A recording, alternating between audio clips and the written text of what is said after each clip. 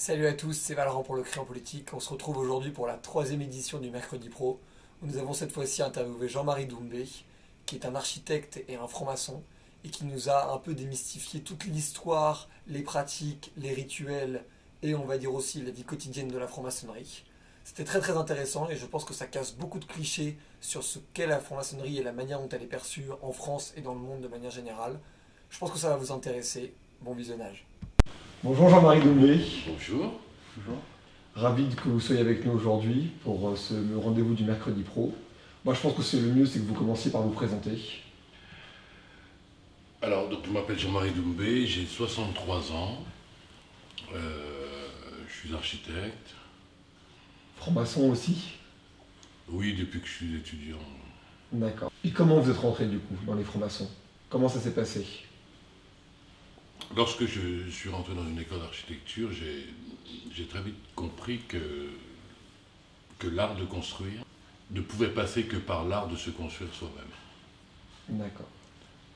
Et finalement, depuis le lycée, on étudiait sur des livres de la collection Lagarde et Michard, sur le siècle des Lumières, enfin un certain nombre de choses comme ça. Et il se trouve que ce qui était à peu près commun à ce siècle-là, c'est que tous ces auteurs, tous ces penseurs, de Montesquieu à Voltaire et tout ça, avaient cette particularité en commun d'avoir été initiés dans une loge maçonnique.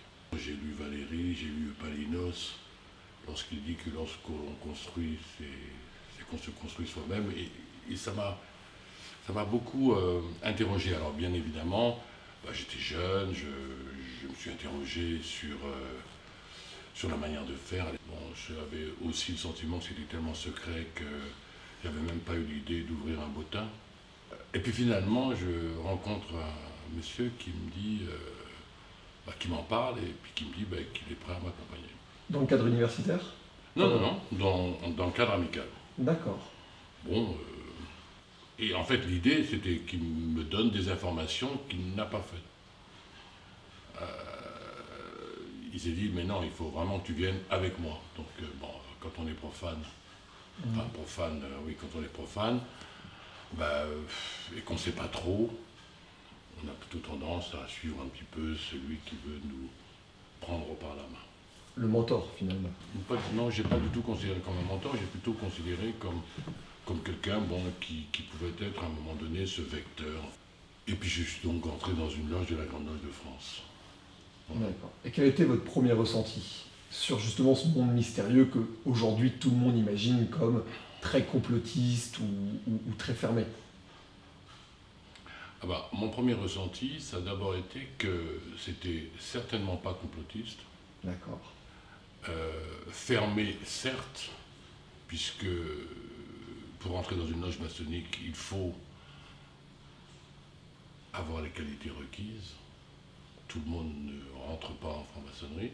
D'ailleurs, tout le monde n'en a pas forcément envie. Et quelles sont ces qualités, finalement? C'est ce qu'on demande à un candidat. D'accord. Qui ne soit sous l'emprise de rien, qu'il puisse penser par lui-même. C'est-à-dire qu'on ne peut pas être d'une religion particulière quand on est On franc-maçon? peut être de toutes les religions qu'on veut. D'accord. Mais personne va nous dicter ce que notre conscience nous dit. Ça va de soi. Ce que moi, je n'avais pas forcément perçu, ça demande une certaine authenticité.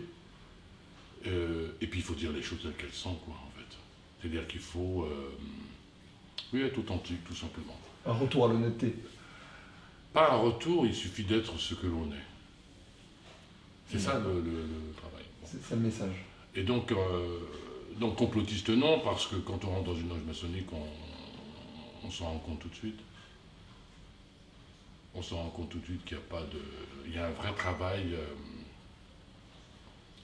initiatique qui doit se faire, puisqu'une loge, c'est d'abord la volonté de faire un travail initiatique. Et l'initiation, c'est tout simplement d'avoir cette capacité, cette volonté d'être mis sur un chemin. Mais ce chemin, on découvre progressivement que c'est le chemin de nous-mêmes.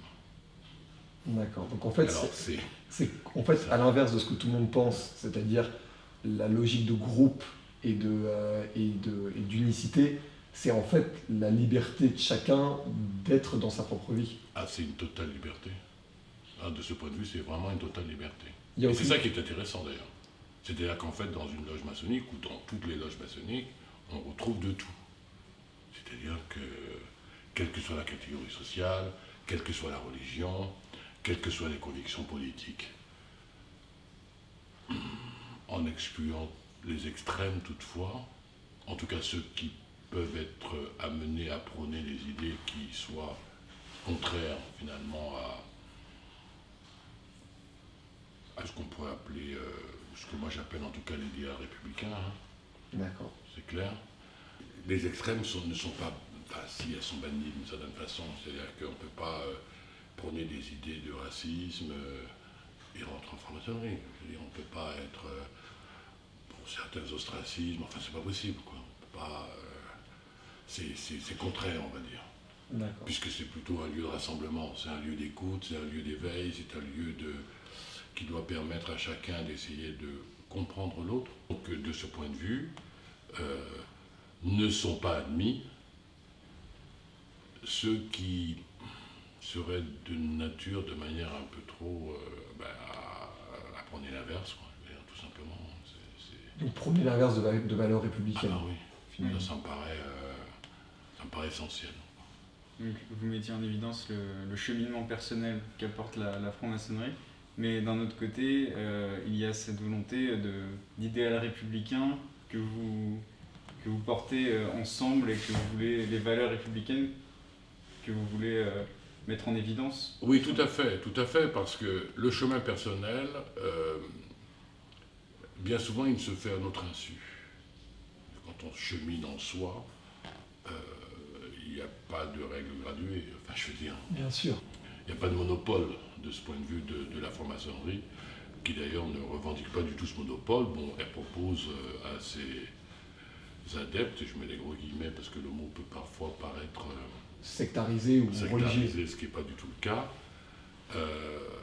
une voie singulière, bon, qui est pâle, et c'est une voie singulière, voilà. Donc, elle a été fortement impliquée dans toute l'évolution de la société. Encore aujourd'hui. Oui, mais sans y voir de côté pervers, hein, Mais sans y voir C'est pas obligatoirement du côté Encore pervers. aujourd'hui, dans la mesure où, en fait, notre rôle, au fond, c'est de faire en sorte de pouvoir apporter à l'extérieur ce que l'on acquiert au sein d'une loge. À l'intérieur du coup de la franc-maçonnerie. Ah, ouais, voilà. Donc en fait, c'est un message positif finalement. C'est de toute façon un message positif.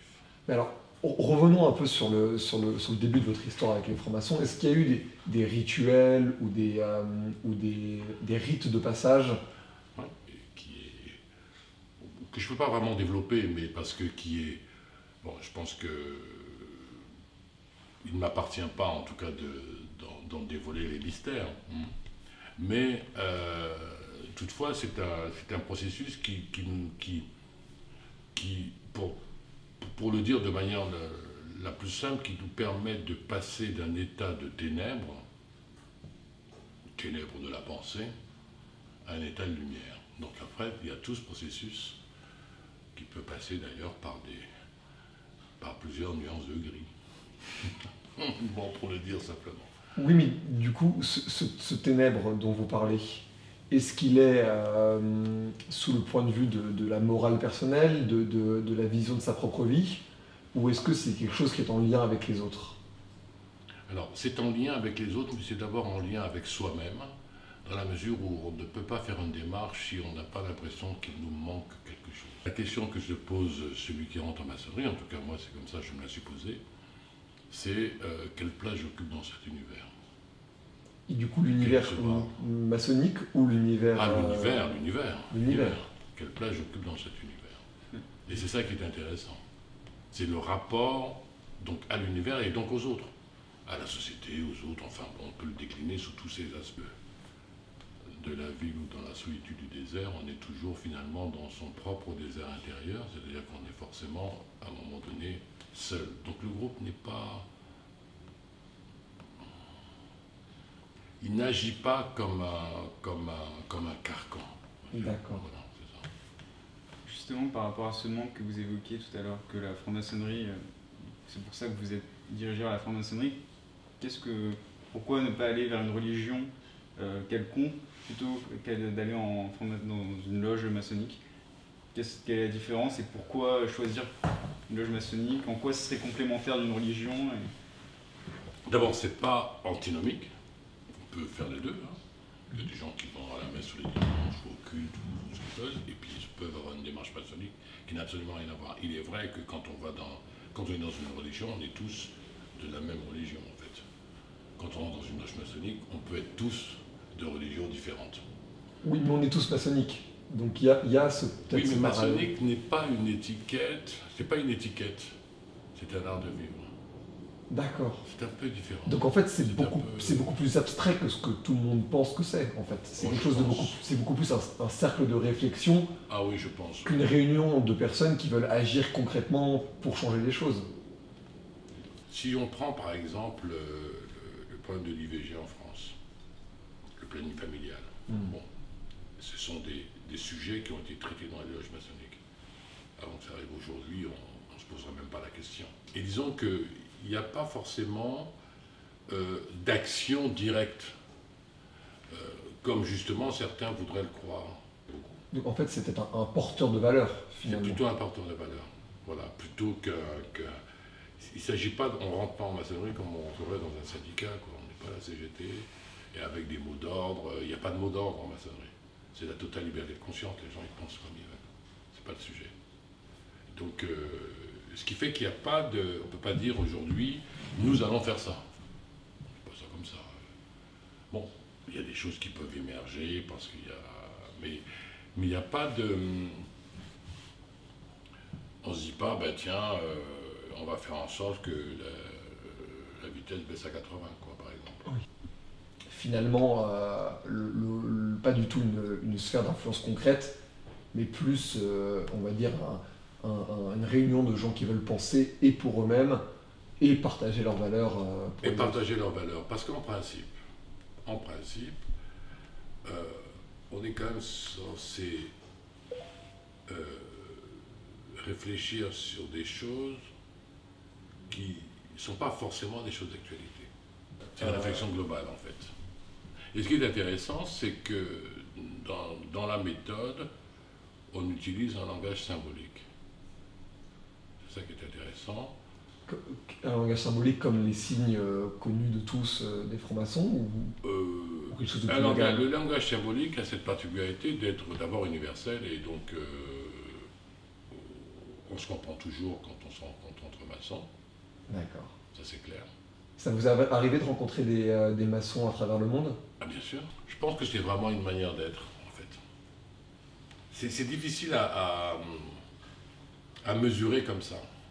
Et par exemple, qu'est-ce que vous, il y a des réunions, j'imagine, de franc-maçonnerie, à quoi ça s'apparente? Est-ce que c'est plus, on va dire, des débats idéologiques ou philosophiques, ou est-ce qu'on est plus sur des discussions concrètes ou des plans d'action? Alors, c'est pas tout à fait sur des plans d'action. D'ailleurs, c'est généralement pas sur des plans d'action.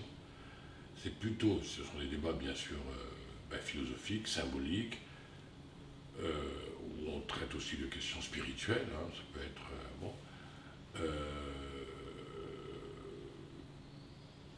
je prends un exemple. Ouais. On peut tout à fait avoir un jour un sujet sur la Lune. Alors ça peut paraître comme ça étonnant pour...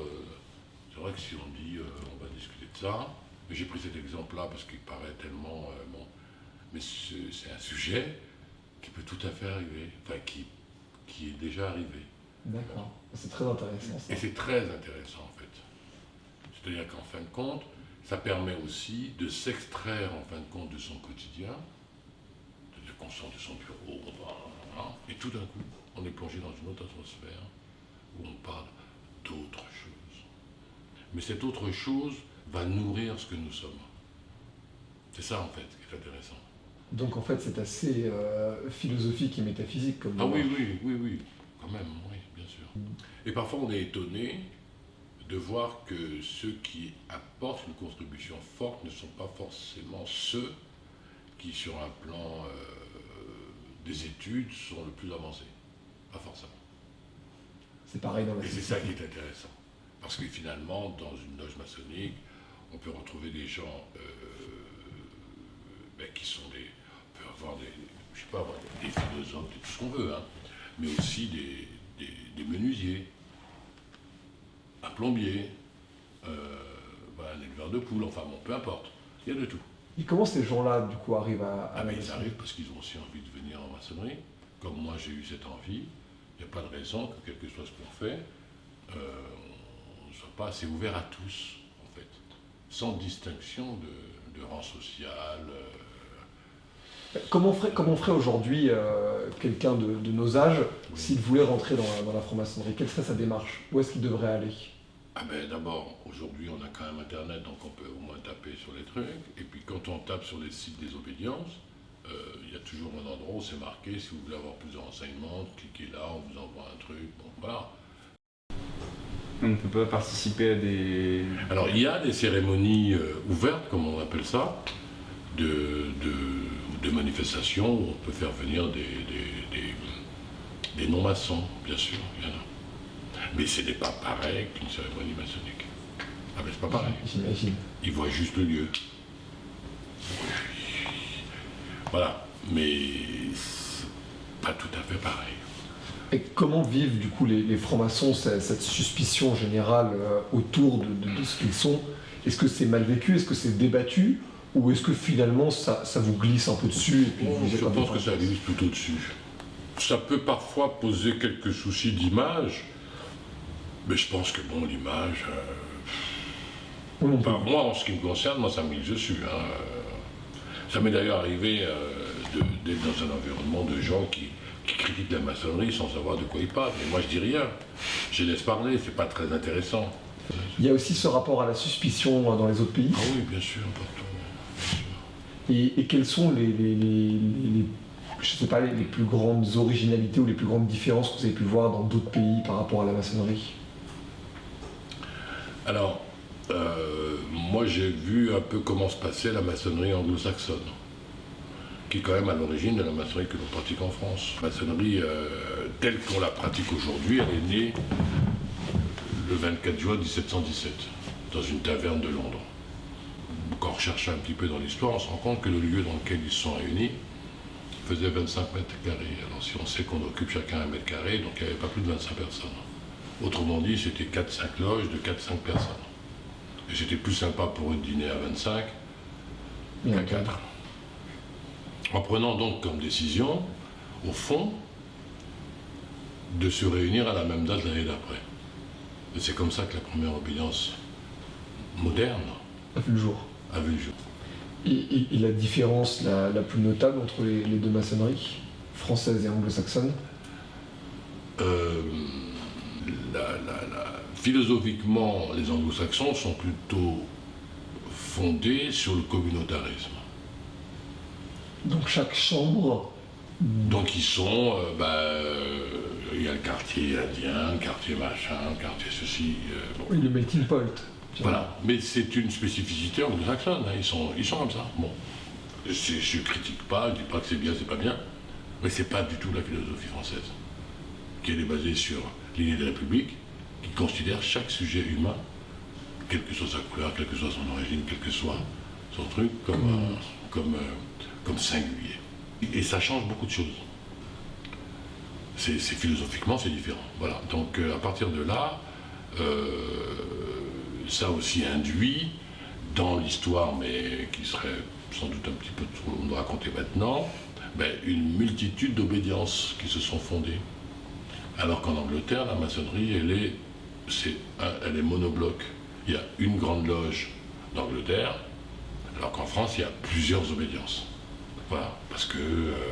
Et est-ce que ces obédiences sont indépendantes en France? Ou elles restent rattachées à... Ah non, elles sont totalement indépendantes et chaque obédience est souveraine. En France, en tout cas, je vais utiliser une expression qui n'est pas de moi d'ailleurs, mais que je trouve assez intéressante, c'est que la maçonnerie française a été prise d'une sissiparité compulsive.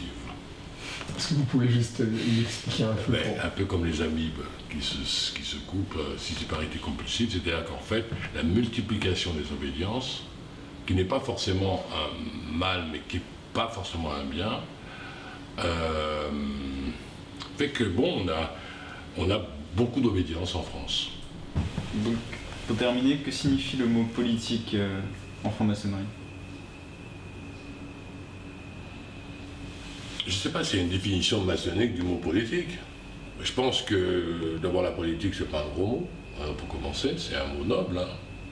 Pour autant qu'on la pratique de manière, noble, quoi.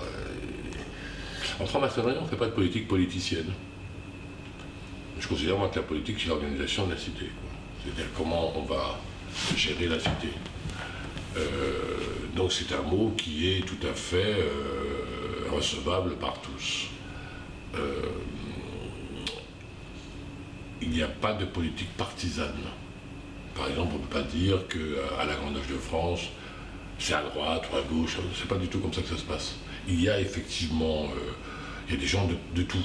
Donc en fait, et c'est ça qui est intéressant, c'est-à-dire qu'on ne peut pas, même quand on débat de sujets qui pourraient toucher à la politique, ou à la religion de manière générale, on ne procède pas à des votes sur ces questions-là qui seraient contraires à l'esprit dans la mesure où ça pourrait contraindre la liberté de penser de chacun. Quoi. Mais c'est pas le but. Alors il y en a effectivement qui peuvent se retrouver pourraient presque considérer qu'ils pourraient être heurtés dans leurs convictions, mais c'est aussi à eux. Moi je pense que quand il y a quelque chose qui nous dérange, il faut se poser la question de savoir pourquoi ça nous dérange en soi. Qu'est-ce qui fait que ça me dérange? Qu'est-ce qui fait que ce que l'autre me dit me dérange? Peut-être qu'il va falloir que j'arrange quelque chose en moi. Plutôt qu'en lui. Bien sûr, pour que ça ne me dérange pas, pour que je puisse l'entendre, pour que je puisse être disponible à ce qu'il me dit. Mais s'il n'y a pas de raison de ne pas s'opposer sur des concepts philosophiques ou voilà, on peut avoir telle idée sur tel truc, mais de manière même un peu vigoureuse. Bon, vraiment faire cet effort de l'entendre. Parce qu'il y a toujours de ce que va dire l'autre quelque chose qui va nous faire progresser. C'est ça qui est intéressant. On n'apprend que la bouche fermée. Pareil, aussi. Et donc, notre méthode est essentiellement basée sur le silence. C'est très intéressant. Moi, je crois qu'on va terminer là-dessus. Voilà. Merci beaucoup Jean-Marie Doumbé. Bon. Merci.